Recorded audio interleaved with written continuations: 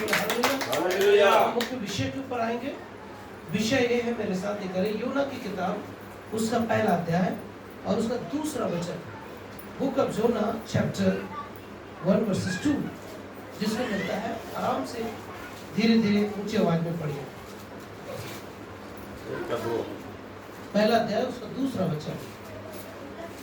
उठकर उस बड़े नगर नीनवे को जा और उसके विरुद्ध प्रचार कर, और उस नगर के विरुद्ध क्या कर? प्रचार कर, क्योंकि उसकी बुराई मेरी दृष्टि में बढ़ गई है। देखिए, उसकी बुराई मेरी दृष्टि में क्या हो गई है? बढ़ गई है। परंतु योना यहोवा के सम्मुख से तर्शीश को भाग जाने के लिए उठा और याफा नगर को जाकर तर्शीश जाने वाले एक जहाज पाया और भाड़ा देकर उस पर चढ़ गया कि उनके साथ यहोवा के सम्मुख से तर्शीश को चला जाए। यहोवा के सम्मुख से वो क्या हो गया? तर्शीश को चला। निनवे किस तरफ है और याफा नगर तर्शीश किस तरफ है? एक उत्तर में है तो दूसरा जस्ट अपोजिट। जस्ट क्या है वो? अपोजिट है। तो मेरी बात आप समझ रहे हो? प्रभु से दूर चला क्या लिखा वहां पे? यहोवा से योना क्या हो गया? दूर चला, अपोजिट चला गया। अपोजिट चला गया। क्यों चला गया? ये योना कौन है? ऐसे हाँ, एक भविष्यवक्ता है। पर कौन सा भविष्यवक्ता है?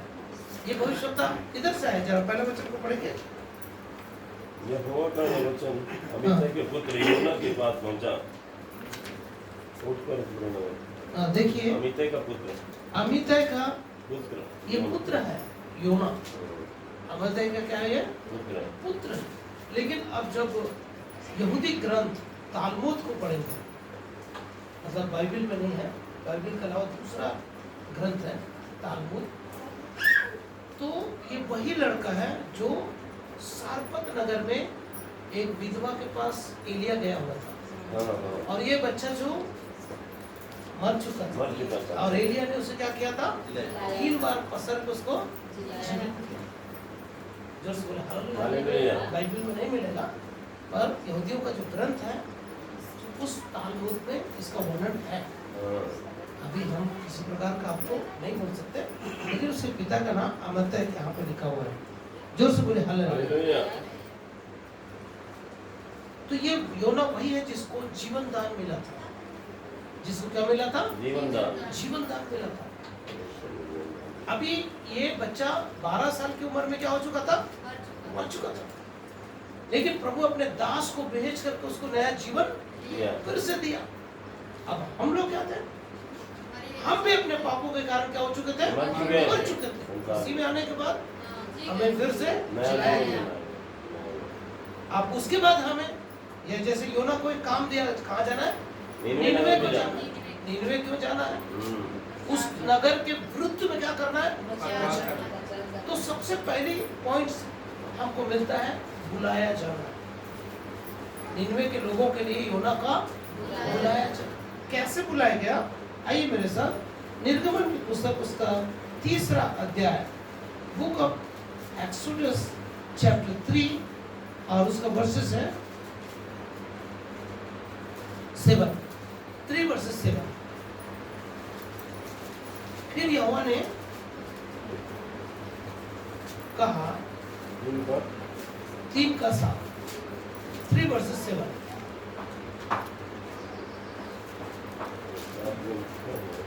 फिर यहोवा ने कहा, सुनिए ध्यान से।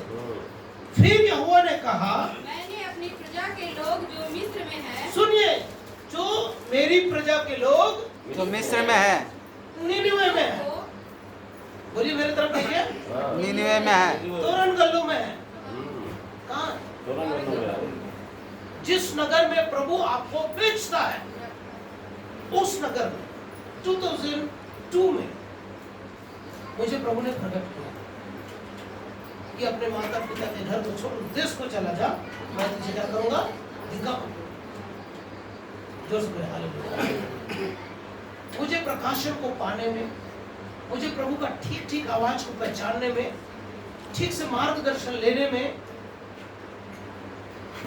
कितने साल बीत गए? 2011 तक मैं प्रभु के आवाज को ना पहचान सका और ना उसके मार्गदर्शन को, क्योंकि मुझे कोई बताने वाला नहीं था, मुझे कोई मार्गदर्शन करने वाला नहीं था। सिर्फ एक हमारे हाथ में बाइबल दिया गया था बस। इसके अलावा ना तो हम ज्यादा मीटिंग अटेंड कर पाते थे और ना ही ठीक से बाइबल को पढ़ते और समझ पाते। तो प्रभु हमसे स्वप्न के द्वारा बातें करते, दर्शन के द्वारा क्या करता, हमसे बातें करते। जो बोले हालेलुया। और यदि हम इस दर्शन की बातों को, स्वप्न की बातों को किसी प्रभु के दास के सामने यदि रख भी देते थे, हमें उसका प्रकाशन नहीं देता। सुन रहे बात को? हमें बहुत कठिनाई से प्रभु के आवाज को हम पहचान रहे हैं। बार बार प्रभु उस बात को दिखाया। आदि अय्यूब की किताब उसका 33 अध्याय उसका 14 वचन को पढ़ेंगे तो वहां पर लिखा है, प्रभु स्वप्न में रात्रि के समय, घोर निद्रा के समय स्वप्न में, दर्शन में हमसे क्या करता है, बातें करता है, ताकि वो हमारे संकल्प से हमें क्या करे, रोके। एक बार नहीं वरन 2 बार हमसे बातें करता है, परंतु मनुष्य उस पर चित्त नहीं लगाता। हम 11 साल होने तक उनकी बातों पर हमने चित्त नहीं लगाया। जोर से बोले हालेलुया। आप मेरी बात समझ रहे? बिना बुलाहट का मैं यहाँ पे खड़ा हूँ।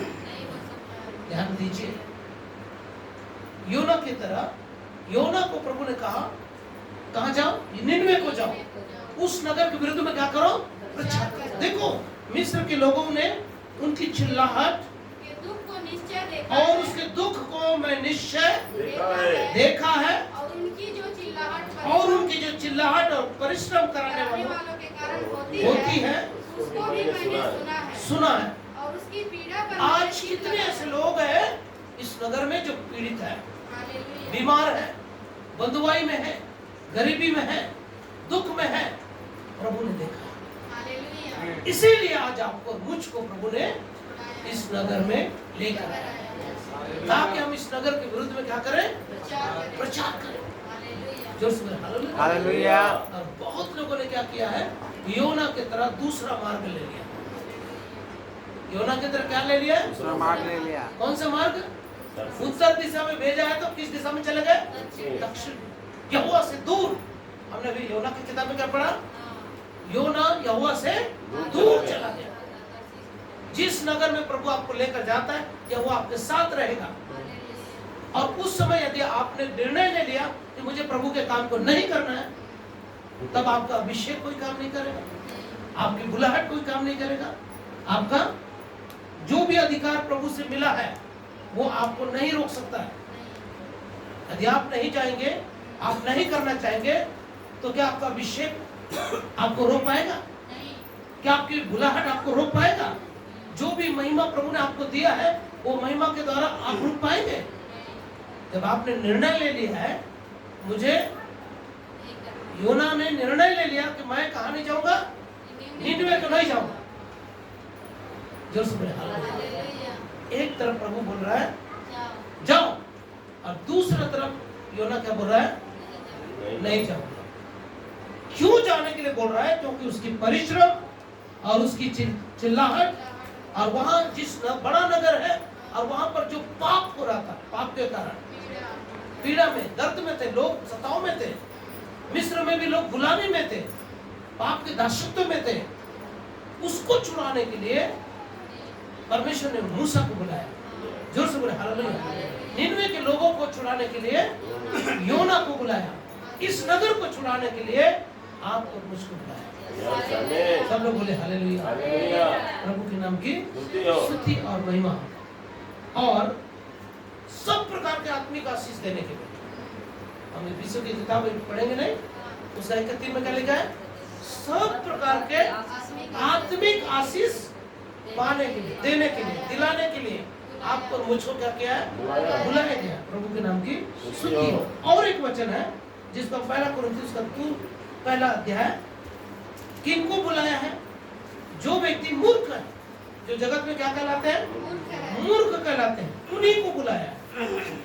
26 वचन, हे भाइयों, अपने बुलाए जाने को सोचो कि हम शरीर के अनुसार बहुत ज्ञानवान, बहुत सामर्थी, न बहुत कुलीन, परंतु परमेश्वर ने जगत के मूर्खों को चुन लिया। मूर्खों को चुन लिया। कब से चुन लिया? यिर्मयाह 1:5 से लेकर 9 तक पढ़ेंगे। वहां पे लिखा है माता के गर्भ से, क्या लिखा है? मैंने तुझे माता के गर्भ से ही चुन लिया है। आइए यिर्मयाह नबी की पुस्तक उसका पहला अध्याय 5 से लेकर 9 तक, 5 to 9। सुनिए, गर्भ में रचने से पहले ही मैंने तुझ पर चित्त लगाया और उत्पन्न होने से पहले ही मैंने तेरा अभिषेक किया है। मैंने तुझे जातियों का भविष्यद्वक्ता ठहराया। तब मैंने कहा, हाँ, हाय प्रभु यहोवा, हाय प्रभु यहोवा, देखो मैं तो बोलने नहीं जानता। जैसे अभी हमने पहला कुरिन्थी 1:26 में हमने क्या पढ़ा? ना तो ज्यादा ज्ञानी, ना ज्यादा बुद्धिमान, ना कुलीन, परंतु जगत के मूर्खों को चुन लिया है ताकि वो ज्ञान वालों को क्या करे। अब यहाँ पर बोलता मैं तो बोलना भी नहीं जानता हूँ, मैं तो लड़का ही हूँ। यहोवा ने कहा मत कहा कि मैं लड़का ही हूँ, और तू जाएगा और जो मैं तुझसे आज्ञा दूं तू वही कहेगा। तू उसके मुंह को देखकर मत डर, तू उसके मुंह को देखकर मत डर, क्योंकि तुझे छुड़ाने के लिए मैं तेरे साथ हूं। अभी निनवे के लिए जा बोला और यहोवा बोलता साथ में है। अब जब निनवे को छोड़ करके जब वो तर्तीस को जाने लगा, याफा नगर की ओर जाने लगा, वो यहोवा से दूर जा रहा था। यदि वो निनवे को जाता तो यहोवा के पास जाता, यहोवा उसके साथ रहता, लेकिन यहोवा से वो दूर जा रहा है। यदि जिस काम के लिए प्रभु आपको मुझको ठहराया, उस काम को यदि हम ना करें, हम यहोवा से क्या हो जाएंगे? दूर हो जाएंगे। सुन रहे हैं, समझ रहे हैं? हालेलुया। 9 वचन तक जब पढ़ते थे, यहाँ पे लिखा है तब यहोवा ने हाथ बढ़ाकर यहोवा ने हाथ बढ़ाकर मेरे मुंह को छुआ और यहोवा ने मुझसे कहा, और यहोवा ने मुझसे कहा, देख मैंने अपने वचन तेरे मुंह में डाल दिए। जोर से बोले हालेलुया।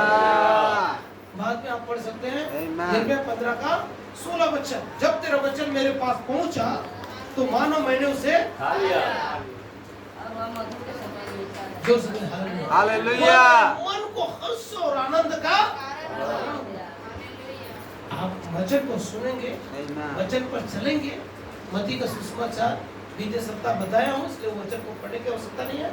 7 अध्याय का लास्ट 2-3 वचन को पढ़ेंगे तो वहां पे लिखा है, जो मेरा वचन सुनता है और उस पर चलता है वो कौन से व्यक्ति के समान है? वो उस बुद्धिमान व्यक्ति के समान है जो पत्थर के घर चट्टान के ऊपर घर बनाता है। जोर से बोले हालेलुया। तो वचन को सुना, वचन को समझा, वचन को ग्रहण किया और वचन पर चला और वचन को थाम कर रख लिया। वो व्यक्ति का विश्वास, उसका घर कैसा है? बुद्धिमान व्यक्ति के समान। देखो यिर्मयाह ने वचन को सुना और उसके मुख में डाला, तब बोलता है ये वचन जब मेरे पास पहुंचा मानो मैंने उसे निकाल लिया और मेरे मन को हर्ष और आनंद का, मेरे मन को हर्ष और आनंद का कारण। हालेलुया। हालेलुया। प्रभु के नाम की, प्रभु के काम को हर्ष के साथ कर, Amen। ना कि ठंडी सांस लेकर। समझ में आ रहा है? यस। हर्ष से जो काम आप करेंगे, उत्साह के साथ करेंगे। बाद में योना जाता है जरूर, बाद में लौट के योना वापस लौटता है, लेकिन वो पेड़ के नीचे छुप कर बैठ जाता है। निनवे नगर पहुंच गया, लेकिन वो पेड़ के नीचे क्या हो जाता है? बैठ जाता है। और उसके बाद बोलता है आ तो गया हूं, लेकिन यहाँ के लोग मुझे मार डालेंगे। और उसके मन में था कि यहाँ के लोग अश्शूरी लोग क्या हो जाए? दुष्ट लोग हैं, इस्राएलियों को बहुत सताया है, इसके लिए यहोवा का दंड इसके ऊपर आना चाहिए, परमेश्वर का कोप इनके ऊपर आना चाहिए। और मैं जाकर नगर के लोगों को प्रचार करूंगा और वो लोग मन फिरा लेगा, और प्रभु तो दयालु है, क्षमा कर देगा, तो उनका दंड उसको नहीं मिलेगा। इसलिए योना निनवे में जाकर भी उसकी मंशा कैसा है? हालेलुया। सब उठा रहे तो बोले हालेलुया। हालेलुया। आज बहुत सारे प्रभु के दास और सेवक परमेश्वर के उद्देश्य को नहीं समझ गए। समझ में आ रहा है? अपनी मनसा, अपना डॉक्ट्रिन, अपना थॉट्स को कलीसिया को थॉट देते हैं। समझ में आ रहा है? प्रभु ने क्यों भेजा?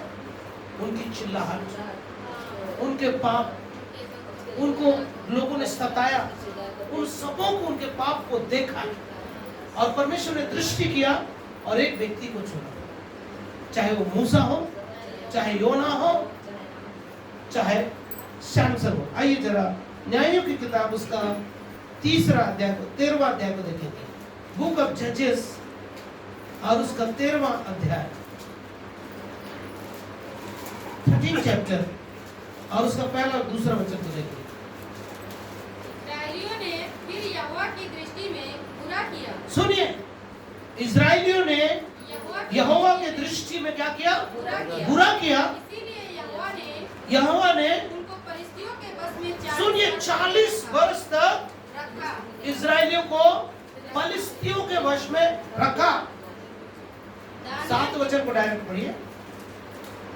परंतु उसने मुझसे कहा, सुन, तू गर्भवती होगी और तेरे एक बेटा होगा, इसीलिए अब न तो दाख मधु या किसी भांति की मदिरा पीना और न कोई अशुद्ध वस्तु खाना, क्योंकि वह लड़का जन्म से ही मरण के दिन तक परमेश्वर का नाजिर रहेगा।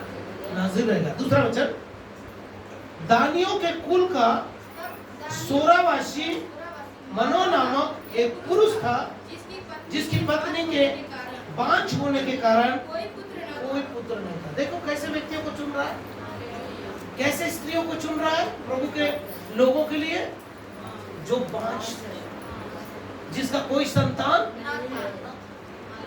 जोर से बोले हालेलुया। बुलाए जाना को याद करो। यदि हम गलाती की पत्री को पढ़ेंगे, उसका पहला अध्याय, उसका 15 वचन को देखिए। गलातियन चैप्टर 1 वर्सेस 15 और उसके बाद पढ़ेंगे निर्गमन 28 का 1।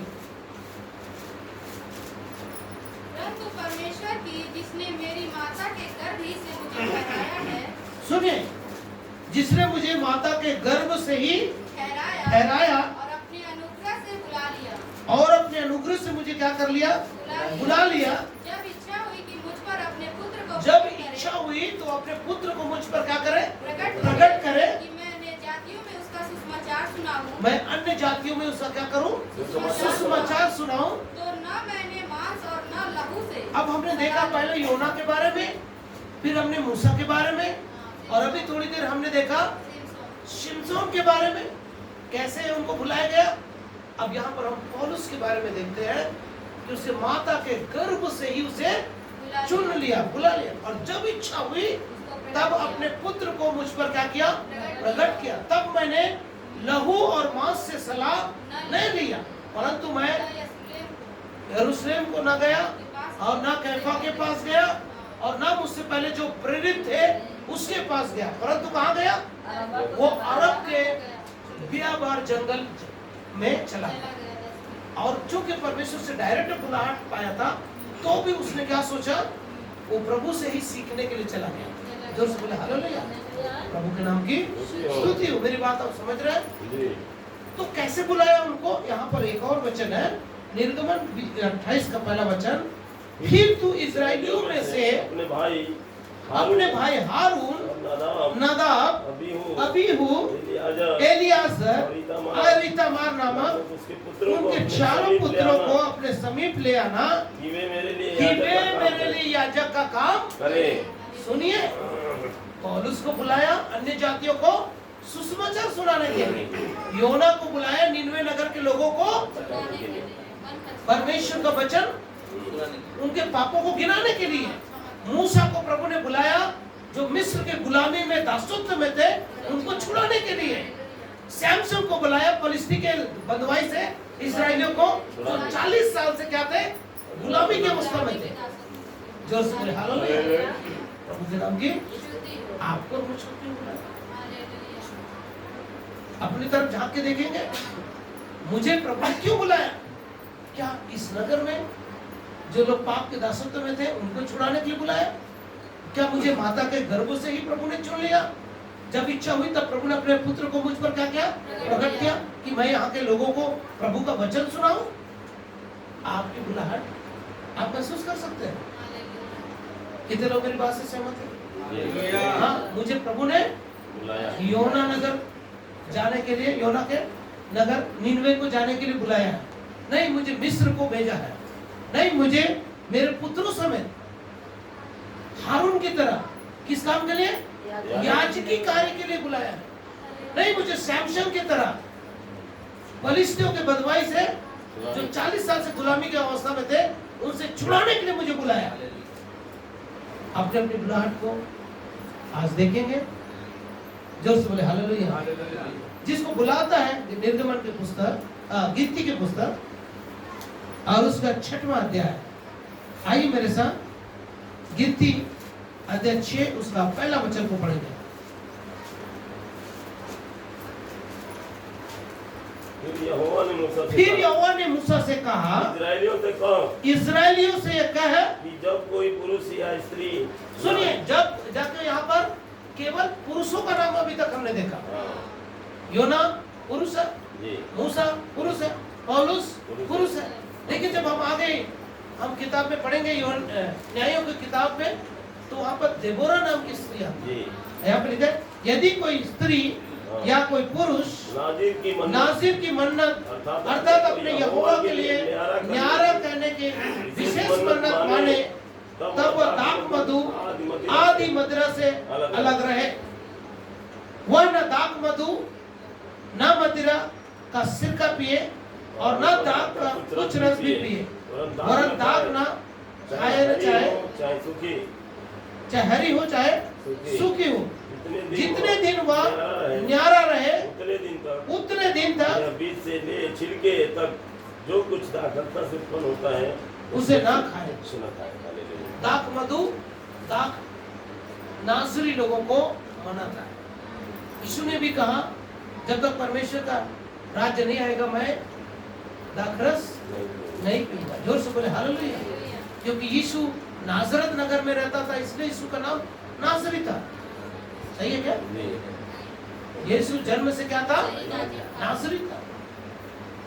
वो परमेश्वर की ओर से न्यारा था, परमेश्वर का चुना हुआ। जोर से बोले हालेलुया। सारे मानव जाति को उद्धार के लिए। और इसी का 5वां वचन को पढ़ेंगे। फिर जितने दिन तक उसने न्यारा रहने की मन्नत मानी हो, उतने दिन तक वह अपने सिर पर छुरा न फिराए, जब तक वे दिन पूरे न हो जाए। लेकिन आगे हम भविष्य में देखते हैं शमशोन के साथ क्या हुआ। वो बार बार उस नगर को जाता था जहां पे प्रभु को मना किया, और फलिस्तीन के पास जाने के बाद, गाजा में जाने के बाद वो पाप में गिरा। उसके बाद एक वेश्या दिलैला नाम की, और उसका बाल का रहस्य को पूछा, उसे काटा गया उसके बाल को, और सबसे पहले उससे आंखें फोड़ा। ये दृष्टि चली जाती है। एक व्यक्ति पाप में गिरने के बाद क्या हो जाता है? उसका दर्शन चला जाता है। और शैतान जो चोरी करने, घात करने और नाश करने आता है, उसका लक्ष्य क्या है? हमारा आत्मिक दर्शन। बाइबल में लिखा है, दर्शन की बातें जहां नहीं होती है वहां पे लोग क्या हो जाते हैं? निरंकुश हो जाते हैं। इसलिए दर्शन की बातें नियत समय पे अवश्य पूरी होगी, उसमें कोई देरी, वो वेग के साथ आएगा। आपको 2 का 2 में लिखा है। जोर से बोले हालेलुया।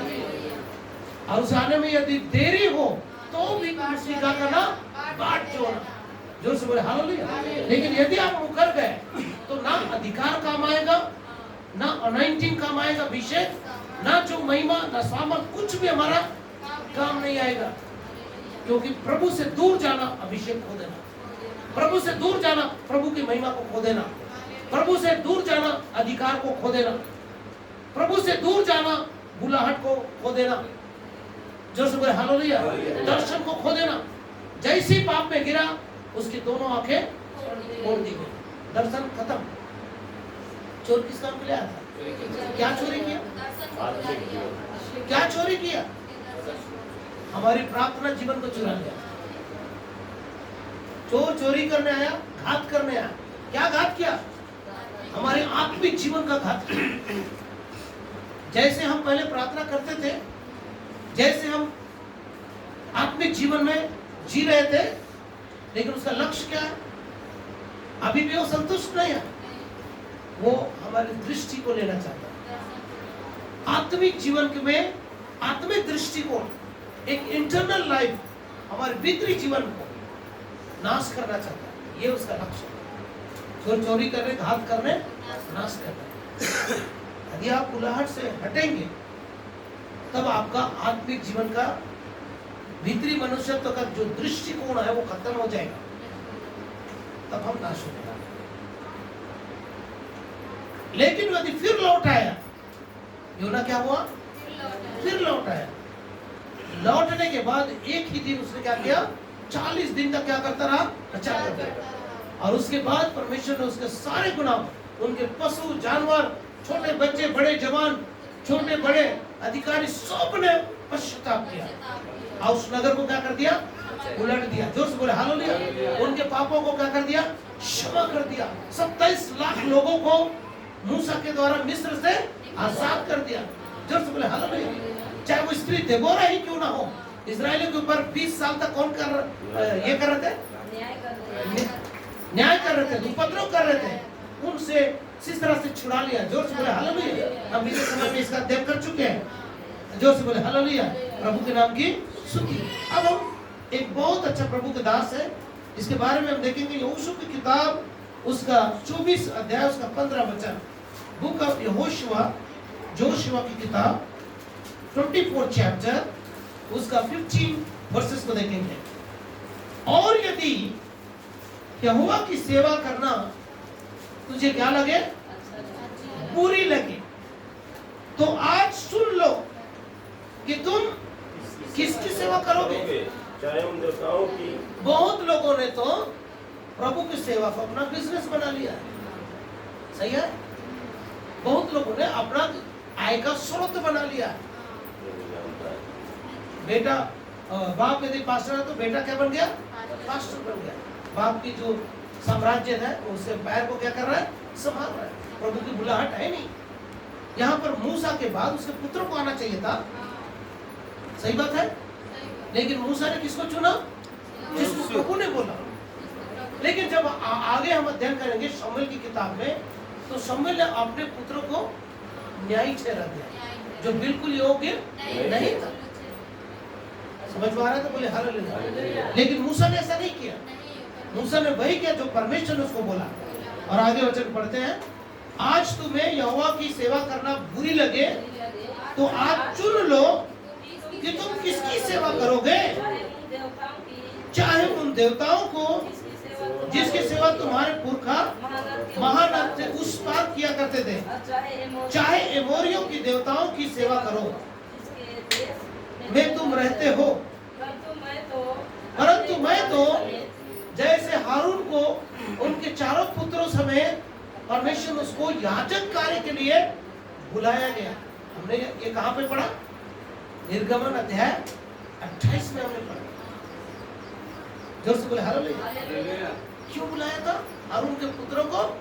कि परमेश्वर के लिए याजक का काम। योना को क्यों बुलाया था?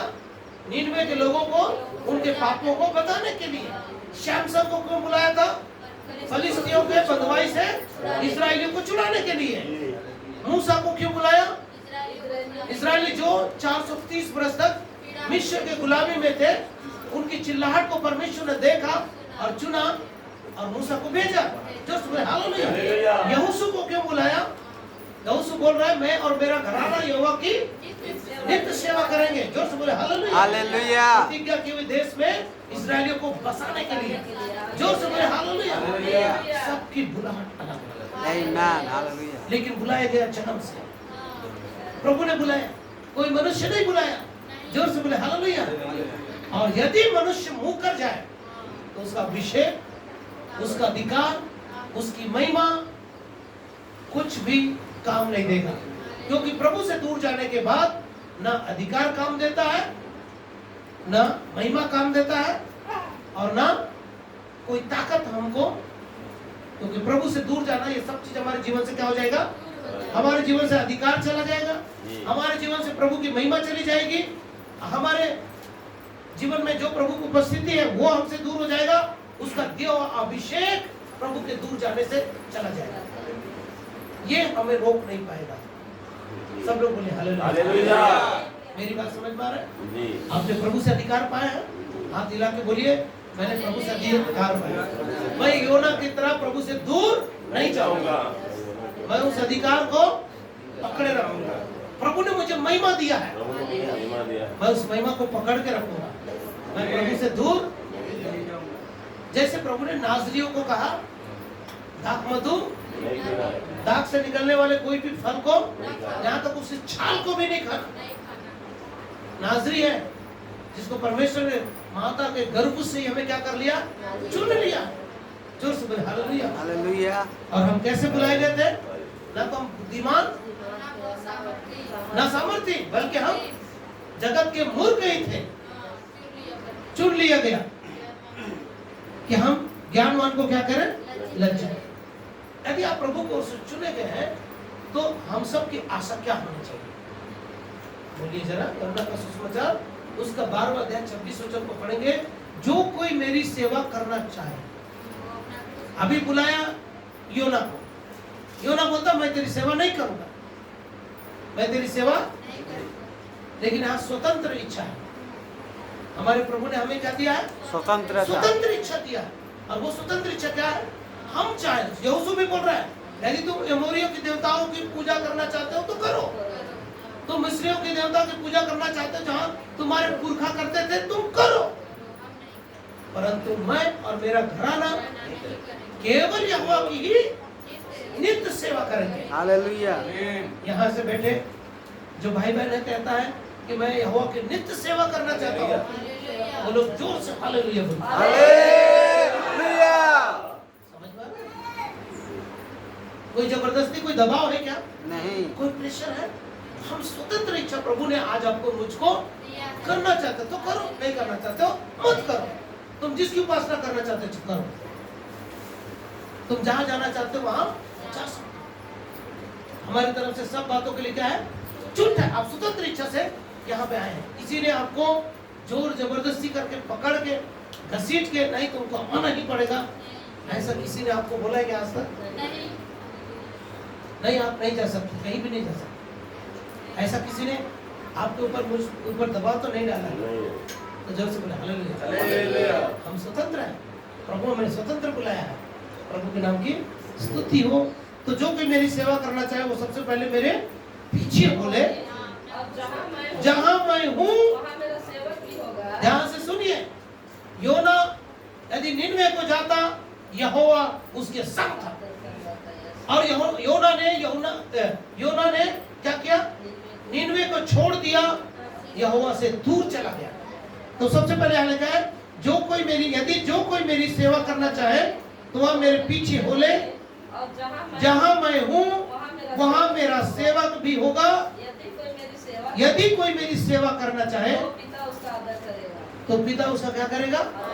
किस तरह से आदर करेगा मैं आपको बताना चाहता हूँ। बोलिए, हमारी सुरक्षा करेगा, हमारे बाल बच्चे परिवार की पढ़ाई लिखाई की जिम्मेवारी लेगा। जब जिस चीज की हमको जरूरत पड़ेगी प्रभु उन चीजों से हमें प्रोवाइड कराएगा। बीमार पड़ेगा तो प्रभु में चंगा करेगा। फाइनेंशियली कुछ तकलीफ रहेगा तो प्रभु हमारी जरूरतों को पहला तिमोथी 6:17 वचन के अनुसार, वो हमारी आवश्यकता के अनुसार वो हमें हर एक वस्तुओं को क्या करेगा? पूरा करेगा, बहुतायत से देगा। ऐसा नहीं कि हम तंगी में प्रभु की सेवा करें, भूखमरी में प्रभु की सेवा करें, सुन रहे? वो हमें बहुतायत से देगा। चाहे तो आप निकाल के पहला तिमोथी 6:17 वचन को पढ़ सकते हैं। वो हमें सब बातों में, सताओं में हमारी रक्षा करेगा, शैतान के बंधन से हमें छुड़ाएगा, पाप के बंधन से हमें छुड़ाएगा, विरोधियों से हमारी रक्षा करेगा। जोर से बोले हालेलुया। हालेलुया। क्योंकि वो हमारे क्या बोला? मेरी सेवा करना चाहे वो मेरे पीछे, और जहां मैं रहूं वहां मेरा सेवक भी। और तुम्हें संसार में आदर नहीं मिलेगा, वहाँ मेरे पिता के घर ही तुम्हें क्या मिलेगा? आदर सम्मान मिलेगा। जोर से बोले हालेलुया। जब तुम पर सताव आएगा मैं तुम्हारे साथ रहूंगा। जब तुम्हारा विरोध होगा मैं तुम्हारे साथ खड़ा। जब तुम बीमारी की अवस्था में रहोगे मैं तुम्हारे साथ खड़ा रहूंगा। जब तुम फाइनेंशियल क्राइसिस से गुजरेगा, पाप के दासत्व से गुजरेगा, उस समय मैं तुझे छुड़ाने के लिए मैं तेरे संग रहूंगा। ये परमेश्वर की सबसे बड़ी क्या है? हमारे लिए बड़ी प्रतिज्ञा है। किसके लिए ये प्रतिज्ञा? रोमी की किताब 8 का 28 को लोग बहुत ही गलत प्रचार करते हैं। कुछ भी हो रहा है भाई बहन चिंता मत करो, तुम्हारे लिए सारी बातें मिलकर क्या होगा? भलाई। उसमें कंडीशन है। उसमें क्या है? जो प्रभु से क्या करता है? प्रेम करते हैं। और जो प्रभु की ओर से बुलाए गए, सिर्फ उन्हीं के लिए सारी बातें मिलकर क्या होती है? भलाई को उत्पन्न करती है। याद रखिए, मैं जिन जिन की बुलाहट बोल रहा हूँ, जिनका नाम लेके मैं बता रहा हूँ, उनके जीवन का अंत कैसे हुआ? सैमसन को छोड़कर जो से बोले हालेलुया। उनके लिए सारी बातें क्या हुआ? भलाई ही क्यों उत्पन्न किया?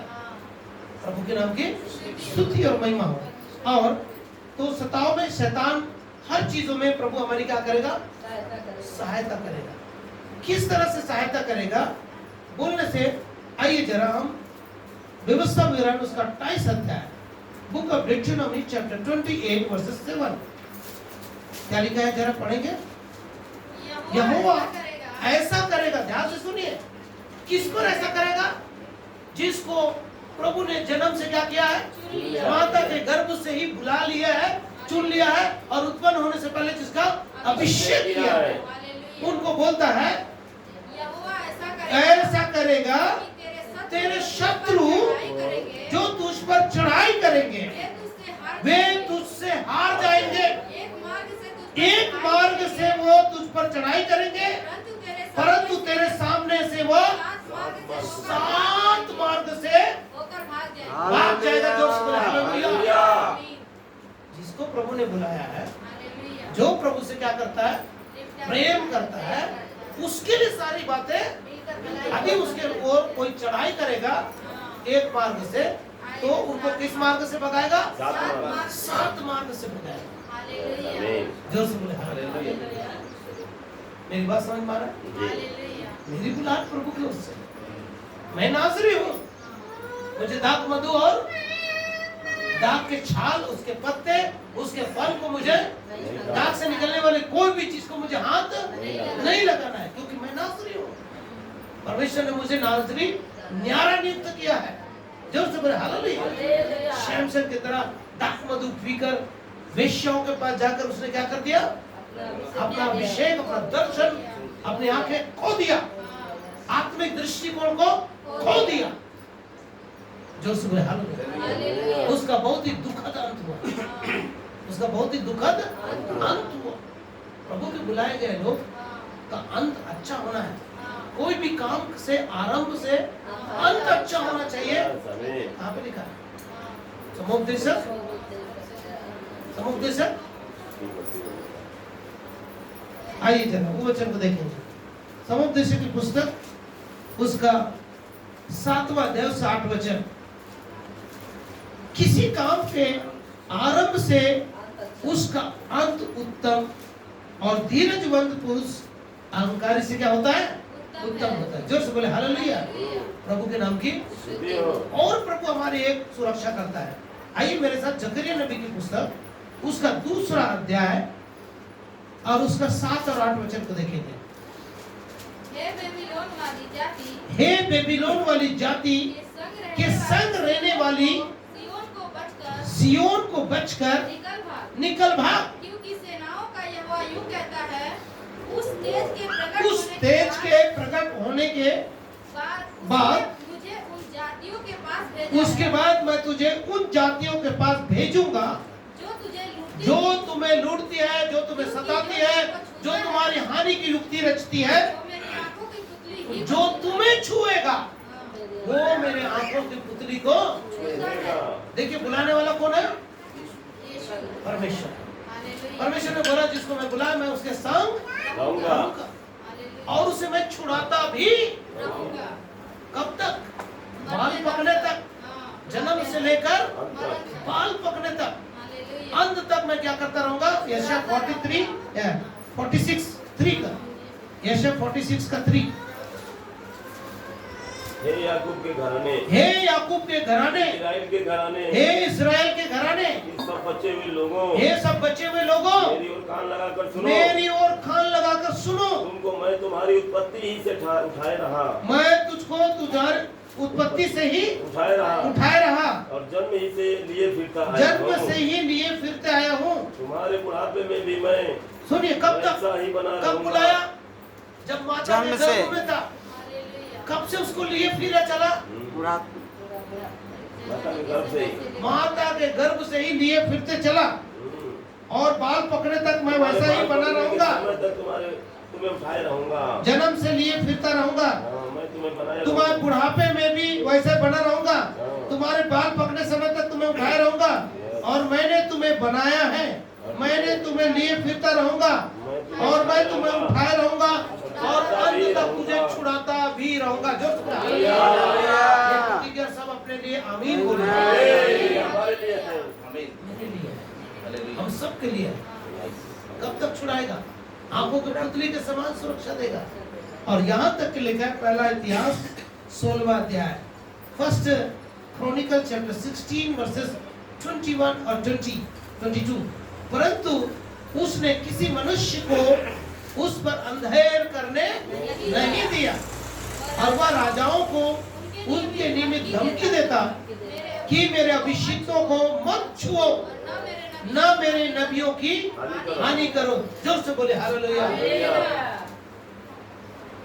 जो प्रभु का नबी है, जो प्रभु का नाजरी है, जो प्रभु का न्यारा है, उसको कोई नहीं छू सकता है। न गरीबी, न बीमारी। आइए जरा रोमियो की पत्री उसका 8वां अध्याय उसका 34 से पढ़ेंगे। रोमन्स चैप्टर 8 वर्सेस है। कोई भी हमको मसीह के प्रेम से अलग नहीं कर सकता। फिर कौन है जो दंड की आज्ञा देगा? सुनिए, जिसको प्रभु ने जन्म से क्या किया है? बुलाया है। उसके ऊपर कोई दोष लगा सकता है? कौन है जो उन पर दंड की आज्ञा देगा? मसीह है, जो मर गया, वरन मुर्दों में से जी उठा, और परमेश्वर के दाहिने जा बैठा है, और वो हमारे लिए क्या करता है? निवेदन करता है। जिसके लिए प्रभु निवेदन करे, जिसको प्रभु आंखों की पुतली के समान सुरक्षा दे, जिसको प्रभु नाम लेकर बुलाया। ये वचन को भी पढ़ेंगे। इससे पहले यशायाह 44 उसका 21 से 20 से जरा एक वचन को पढ़ लीजिए जल्दी से। किसी को मिलता है, बाकी लोग वहीं पे रहेंगे। एक ही आदमी निकालिए यशायाह 44 का 20 से 21। हे याकूब के घराने, सुनिए, हे याकूब के घराने, इस्राएल, इन बातों हे को इस्राएल, स्मरण कर, ये बात को स्मरण कर, तू मेरा दास है, तू मेरा दास है, मैंने तुझे रचा है। मैंने तुझे रचा है। हे इस्राएल, हे इस्राएल, तू मेरा दास है, तू मेरा दास है। मैं तुझको न भूलूंगा, मैं तुझको ना भूलूंगा, मैं तुझको नहीं बिसराऊंगा, ना कभी छोड़ूंगा, ना कभी त्यागूंगा, ना तुझे मैं कभी भूलूंगा, क्योंकि तू मेरा दास है। यस, आमीन। मैंने तुझे माता के गर्भ से बुला लिया। और आगे लिखा है, अगला वचन को 22 वचन है ना, जरा 22 वचन को पढ़ेंगे। देख, मैंने तेरे अपराधों को काली घटा के समान और तेरे पापों को बादल के समान मिटा दिया है। मेरी ओर फिरा लौटा, क्योंकि मैंने तुझे छुड़ा लिया है। जैसे योना को लौट आने के लिए आज्ञा मिला। यस, जोर से बोले हालेलुया। हालेलुया। यदि कोई भटक गया है, यदि कोई दूसरा मार्ग ले लिया है, जाने के लिए बोला उत्तर दिशा में चला गया, दक्षिण दिशा में, प्रभु से दूर चला गया, लौटा, मैंने तुझे छुड़ा लिया। जोर से बोले हालेलुया, प्रभु के नाम की। अब वापस आएंगे। फिर कौन है जो मसीह, कौन है जो दंड की आज्ञा देगा? मसीह है, वरन मर गया, वरन मुर्दों में से जी उठा है, परमेश्वर के दाहिने ओर है, वो हमारे लिए निवेदन भी करता है। कौन हमको मसीह के प्रेम से अलग करेगा? क्या क्लेश, क्या संकट, क्या उपद्रव, क्या अकाल, क्या नंगाई, क्या जोखिम, क्या तलवार। जैसे लिखा है, दिन भर तेरे लिए हम घात किए जाते हैं और बद होने वाले भेड़ों के समान गिने गए। परंतु इन सब बातों के ऊपर, जितनी बातें ऊपर लिखा हुआ है, हो सकता है उपद्रव, सताव, अकाल, दुष्ट आत्मा के प्रभाव में, पाप के दासत्व में यदि पड़े भी हैं, तो भी इन सब बातों के ऊपर परमेश्वर ने हमें, से हमने प्रेम किया है, जिसने हमसे क्या किया है, प्रेम किया है, उसने हमें जयवंत से बढ़कर, इसलिए मैं निश्चय जानता हूं कि ना मृत्यु, ना जीवन, ना स्वर्गदूत, ना प्रधानता, ना वर्तमान, ना भविष्य, ना ऊंचाई, ना गहराई और ना कोई सृष्टि हमें परमेश्वर के प्रेम से प्रभु मसीह यीशु में है अलग कर सकेगी। जोर से बोले हालेलुया। प्रभु के नाम की, जिसको बुलाया, दुनिया ध्यान से, जिसको छुड़ाया और जिसके पापों को क्षमा करने की प्रतिज्ञा करता है, जो इन सब बातों के ऊपर मैंने तुझे जयवंत से बढ़कर आशीर्वाद दे दिया करके बोलने वाले परमेश्वर एक और हमसे वाचा मांगता है। जरा देखेंगे उत्पत्ति भजन संहिता और उसका 133 अध्याय, साम्स 133 पहला दूसरा वचन।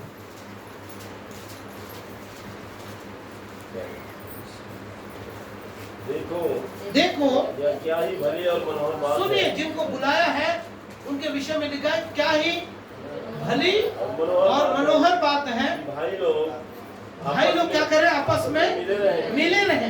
यह तो उस उत्तम तेल के समान है, हाँ, जो हारून के सिर पर डाला गया हाँ, था। देखिए कैसे डाला गया, बोलता है बाइबल में लिखा है टटका तेल कैसे चुपड़ा जाता है।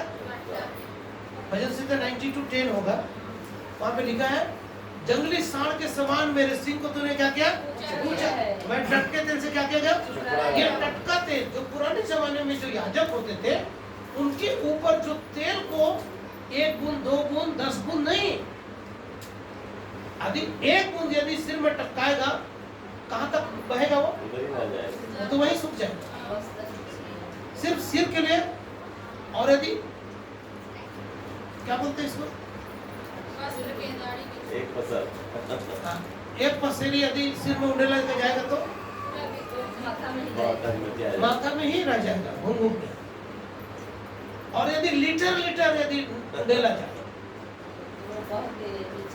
सुन रहे हैं, तब वो दाढ़ी से होते हुए, जैसे मैंने बीते समय में तेल कितने बार मिलता है, कितने बार मिलता है, कितना सारा मिलता है, इतना मिलता है कि वो हमारे वस्त्र के छोर तक पहुंचा।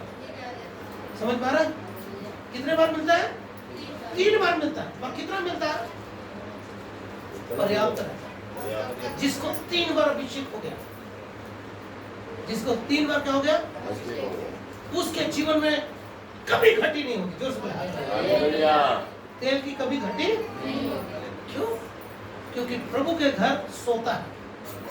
क्या है वो, एक बहता हुआ तेल का सोता है, जो एक बार जिसको मिल गया, 2 बार जिसको मिल गया, जिसको 3 बार अभिषेक मिल गया, उसका जीवन ही क्या बन जाता है, अभिषेक का सोता बन जाता है, वो बहने वाला सोता बन जाता है। यूहन्ना का सुसमाचार उसका 7वां अध्याय उसके 7 वचन में लिखा है, 7 और 8 में, जो कोई प्यासा हो वो मेरे पास आओ और मैं उसे कैसा दूंगा, बोलता है जीवन का जल में से सोता को दूंगा, जो अनंत काल तक क्या होता रहेगा, बढ़ता रहेगा। ये यूहन्ना का 4:14 में लिखा है। जोर से बोले हालेलुया। और 7 का 7 और 37 और 38, यूहन्ना 7 का उसका 37 और 38 में भी, तो कैसे निकलेगा, बोलता है तो वह उत्तम तेल के समान है जो हारून के सिर पर उंडेला गया। कितने बार उंडेला गया, क्या होने के लिए उंडेला गया, परमेश्वर के लिए याजक का काम करे। हारून और उसके पुत्रों को, हमने निर्गमन 28 अध्याय में पढ़ा पहला वचन, हारून और उसके 4 पुत्रों को याजक होने के लिए उसका तेल से क्या किया गया, अभिषेक किया गया, बुलाया गया, उसका अभिषेक किया गया। जिनको माता के गर्भ से बुलाया गया, सिर्फ बुला के छोड़ दिया नहीं, बुलाने के बाद उसका अभिषेक किया, उनको अथॉरिटी दिया, अधिकार दिया, क्या करे वो, याजक का काम करे। और उसको लगातार उसका तेल क्या हो रहा है, उमड़ रहा है। कैसे उमड़ रहा है? वो सिर से होकर दाढ़ी से होते हुए वस्त्र के छोर तक डालते गया और वस्त्र के छोर तक पहुंच गया। वह हार्मोन के उस ओस के समान है जो सियोन के पहाड़ पर गिरती है। सुबह का ओस देखिए, देखे कभी सुबह में टहलने के लिए गए? आपका पैर पूरा ओस से क्या हो जाएगा? भीग जाता है। भीग जाता है। भीगता है कि नहीं भीगता है? पूरा मैदान ओस से क्या होता है? भीग जाता है।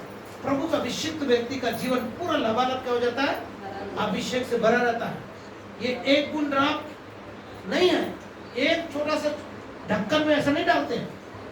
प्रभु का अभिषेक उमड़ते रहता है, बहते रहता है और ऐसा बढ़ता है।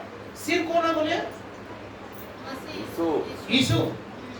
सिर से होके, मसीह से होके दाढ़ी पहुंचता है। किसके ऊपर पहुंचता है? दाढ़ी कौन है? दाढ़ी कौन है? प्रेरित, भविष्यवक्ता, सुसमाचार सुनाने वाला, पास्टर, भविष्यवाणी करने वाला, शिक्षक, ये लोग कौन है? सिर कौन है? यीशु। यीशु से होकर कहां पे आया? भविष्यवक्ता प्रेरितों पर हुआ है, जो से बोले हालेलुया। और उसके बाद वो शरीर से होते हुए वस्त्र के छोर बोले तो कौन? पूरा कलीसिया। पूरा कलीसिया। जैसा सिर यीशु, वैसा प्रेरित, वैसा पूरी कलीसिया। समझ में आ रहा है? तो बोले हालेलुया। प्रभु कैसा है? अभिषिक्त है। प्रेरित लोग कैसे हैं? अभिषिक्त है। कलीसिया के लोग कैसे हैं? समझ में आ रहा है? ये प्रयास होना चाहिए कलीसिया का। सभी भाई बहनों का एक मन, एक चित्त होना चाहिए। जैसे यीशु ने कलीसिया से क्या किया? सभी भाई बहन एक दूसरे से क्या रखे? प्रेम रखे। तो अभिषेक का तेल किसके ऊपर तक पहुंचेगा? सबके ऊपर आएगा। शुरुआत कहां से होगा? मसीह से। मसीह सिर है और दाढ़ी कौन है? सेवक लोग हैं और बाकी देह कौन है? पूरी कलीसिया। हम सारे कलीसिया को प्रभु ने बुलाया। हम सबको माता के गर्भ से चुना, हम सबको अधिकार दिया है, हम सबको अपनी महिमा से परिपूर्ण किया है। हम सबको शैतान और पाप के दासत्व से क्या बोला? मैंने तेरे पाप को काली घटा के समान मिटा दिया है और बादल के समान तेरे पाप अपराधों को मिटा दिया है। जो सब हालेलुया। मैं तुझे छुड़ाता रहूंगा। कब तक? जन्म से लेकर जवानी और बुढ़ापे और बाल पकने तक तुझे मैं छुड़ाता ही रहूंगा। जो सब हालेलुया। इसलिए बुलाया गया। इस यही कॉलिंग को आपको मुझको समझना है और इस कॉलिंग को समझने के बाद हमको एक हो जाना है, ताकि वो सदा हम सिर से मतलब यीशु से होते प्रेरितों तक, प्रेरितों से होकर पूरी कलीसिया तक क्या होते रहे। अब जो अंग कट के बाहर हो गया, जो अंग, मेरी बात आप समझ रहे ना?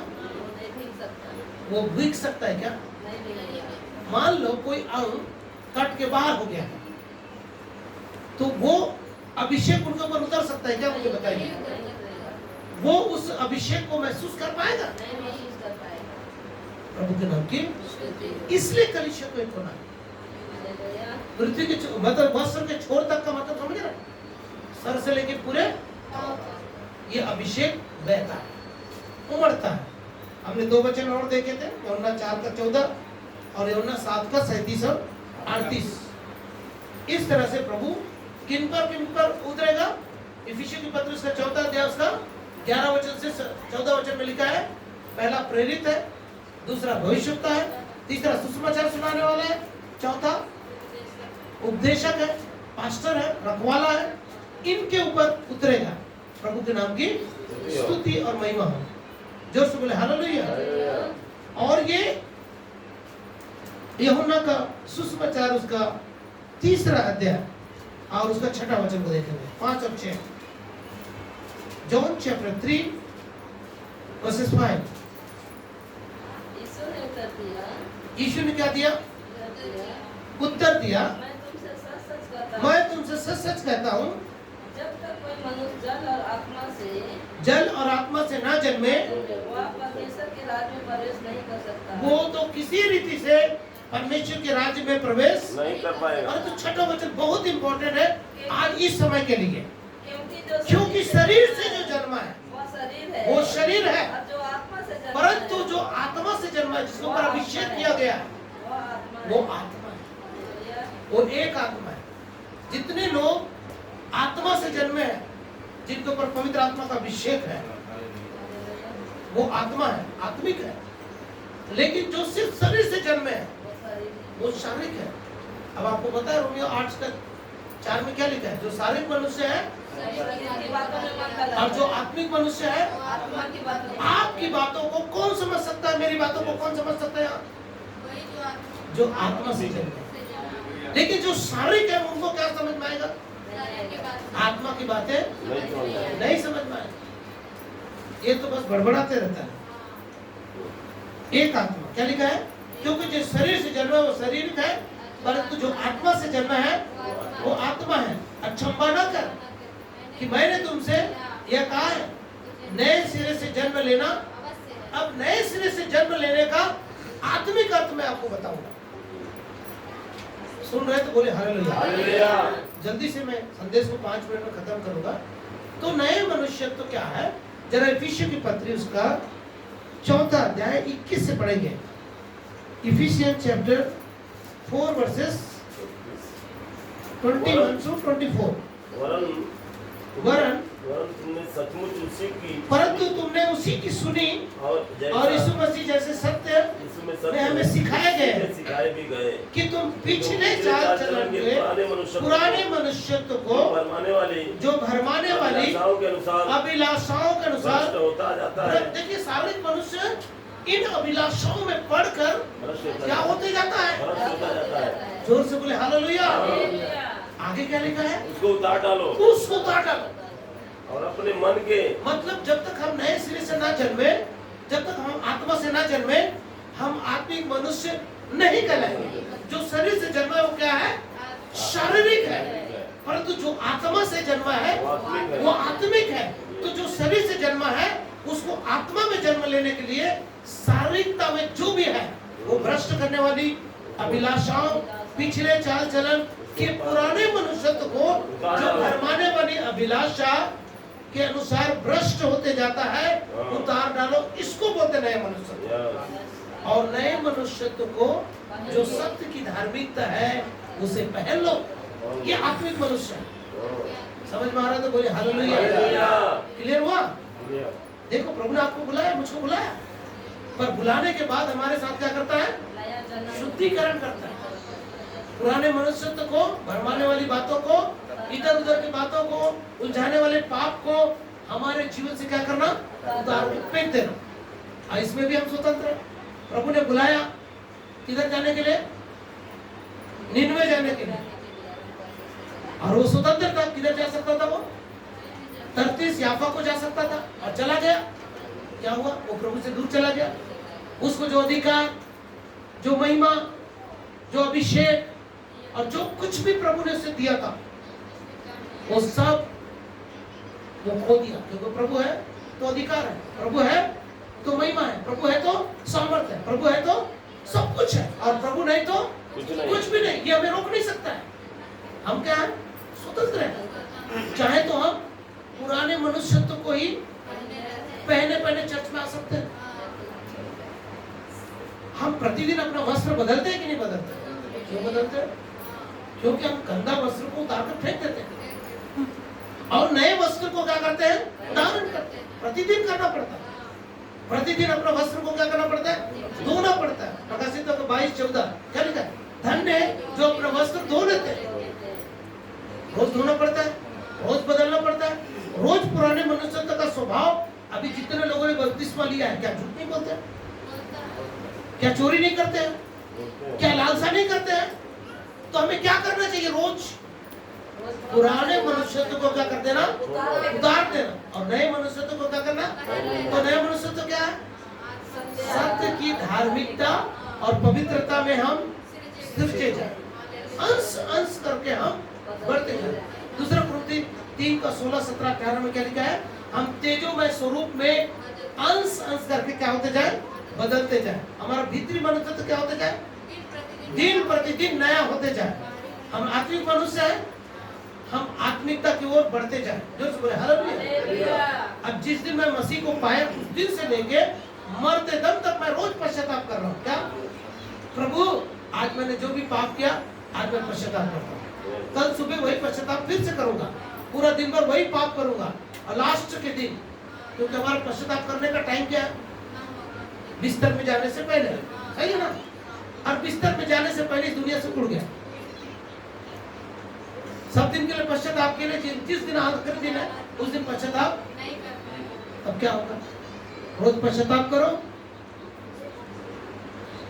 रोज पश्चाताप करो, रोज पाप करो। लास्ट में क्या मिलेगा? रिजल्ट क्या आएगा? जीरो, कुछ नहीं मिलेगा। हमको तेजोमय स्वरूप में बदलते अनसंस्कृत मिला। जो पाप हम छोड़ दिए हैं, जो पुराने मनुष्य को तू उतार कर फेंक दिए हैं, उसको फिर से कभी गले न लगाए, फिर से अपने जीवन में हावी होने न दे, बल्कि उसके बदले में क्या करें? कदाचित हमारा बाहरी मनुष्य तो क्या हो रहा है? क्षीण होते जा रहा है, परंतु भीतरी मनुष्य तो दिन प्रतिदिन नया होते जा रहा है। यदि आपने प्रभु की बुलाहट को महसूस किया है माता के गर्भ से ही, और प्रभु ने एक नगर, एक जगह, एक स्थान दिया है पूरे अधिकार के साथ, सामर्थ्य के साथ, महिमा के साथ और अनाइंटिंग के साथ, तो उसे बचाए रखना हमारी जिम्मेदारी है। बचे रहना हमारी जिम्मेदारी है। पाप और श्राप से और भ्रष्ट करने वाली बातों को रोज उतार के फेंक देना हमारी जिम्मेदारी है। नए मनुष्यत्व को पहनकर चलना हमारी जिम्मेदारी है। तो बोले हालेलुया। क्या कलीसिया से करेगी? एक मन होकर, फिर यीशु सिर है और यीशु से होकर प्रेरित लोग दाढ़ी है, वहां से होकर पूरे वस्त्र के छोर पूरी कलीसिया तक एक आत्मा, एक देह, एक प्राण, एक स्वर में हालेलुया। तब कलीसिया को उन्नति होगी, तब ये दुल्हन कहलाएगी जो यीशु के साथ बादलों में छिदिर बिदिर रहेंगे। तो एक का मन दूसरा है, दूसरे का मन तीसरा तरफ भाग रहा है, सब अपना अपना मार्ग ले लिया, कोई भी धर्मी नहीं है। रोमियो 3:11 में क्या लिखा है? एक भी परमेश्वर को ढूंढने वाला नहीं है। रोमियो 3:23 में क्या लिखा है? जरा पढ़ेंगे। Roman chapter 3 versus 23। इसलिए कि सबने पाप किया और परमेश्वर की महिमा से रहित हो गए।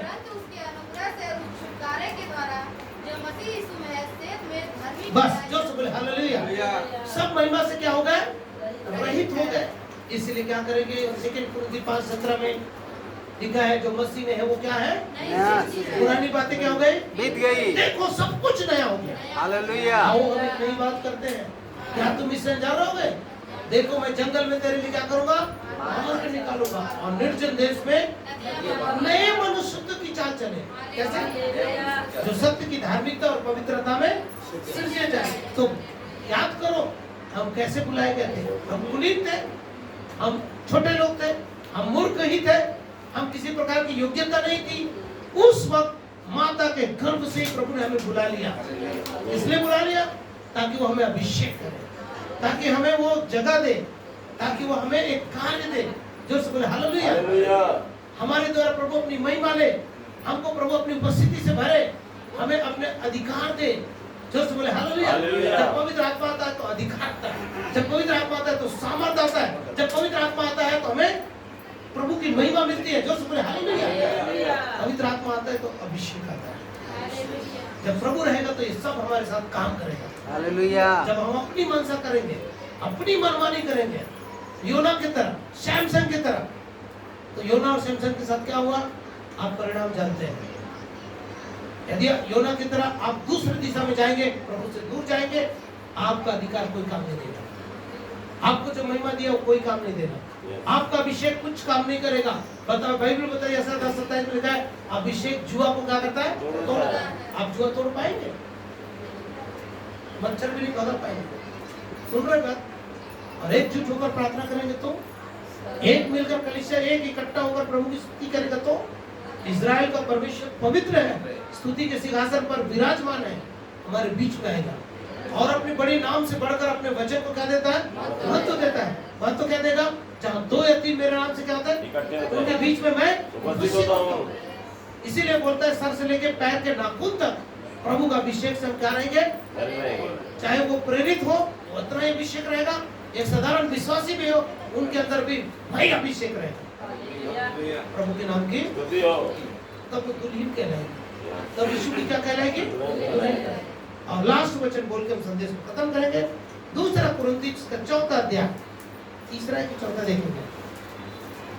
सेकंड कुरिन्थियों उसका 3रा अध्याय भाई, उसका 4 वचन से 6 वचन तक पढ़ के खत्म करेंगे। हम मसीह के द्वारा परमेश्वर पर ऐसा ही भरोसा रखते हैं, यह नहीं कि हम अपने आप को आपसे योग्य है कि अपनी ओर से किसी बात का विचार कर सके। सुनिए, कोई भी बात आपके मन में उठा है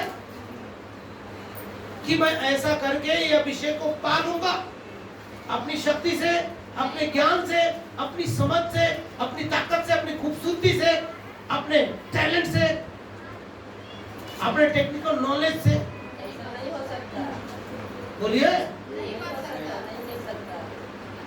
ऐसा कुछ भी आप करने से या मैं भी करने से क्या मैं अभिषेक तो हो जाऊंगा?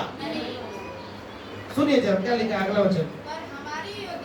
पर हमारी योग्यता परमेश्वर की ओर से है। ध्यान से सुनिए, बोले हालेलुया। ये सामर्थ, ये अधिकार, ये प्रभु की उपस्थिति और प्रभु का अभिषेक और प्रभु की महिमा, ये सारी चीजें परमेश्वर की ओर से हम किसी रीति से अपने टैलेंट के बुद्धि पे अपनी ओर से नहीं कमा सकते। नहीं प्राप्त होते। अधिक बाइबल पढ़ेंगे तो आपको ज्यादा अभिषेक आ जाएगा, वही नहीं सकता। अधिक प्रभु ना दे तो नहीं आएगा। सही बात है, नहीं बात। बोलिए हालेलुया। हालेलुया। आप ज्यादा ज्ञान रखते हैं इसलिए आप ज्यादा अभिषिक्त, ऐसा हो सकता है क्या? नहीं हो सकता। आप किताबी ज्ञान में ज्यादा ज्ञानी हो सकते हैं लेकिन अभिषेक में ज्ञानी नहीं हो सकते। प्रभु देगा समझ में आ तो रहा है? ये हमारी ओर से बिल्कुल भी नहीं है। इस सच्चाई को आज आपको मुझको जानना पड़ेगा। हालेलुया। जितने लोग समझ रहे थे बोले हालेलुया। हालेलुया। मैं जो भी हूँ ये मेरी ओर से नहीं है। ये सब परमेश्वर की ओर से है। सब परमेश्वर की ओर से है। इसने हमें नई वाचा के सुनिए, अब हम नई वाचा के सेवक। होने के योग्य भी किया। अब इसके पहले जो सेवक थे वो क्या थे? क्या उनका उद्धार हुआ था? चलिए एलिया को देखेंगे, मूसा को देखेंगे, योना को देखेंगे, क्या इनका उद्धार हुआ था? नहीं हुआ।